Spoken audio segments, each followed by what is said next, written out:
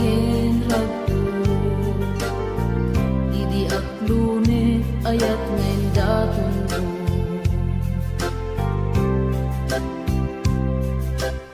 Binwangay tani ayat anak no taragsak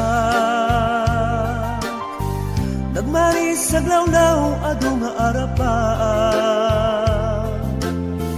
nga itim tumasangwanan si kaken siya pagbuligan tantut nam ay ken buligan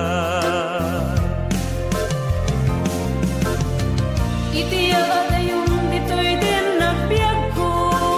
imadayon ket mas maalam na lakusunay nga ilim ko nalabos na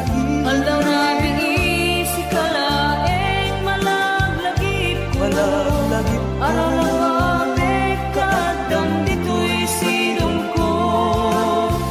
nagrigat kaya from distance nga ayat message mo Facebook ka na yung asig-sig ka awag mo telepono ka na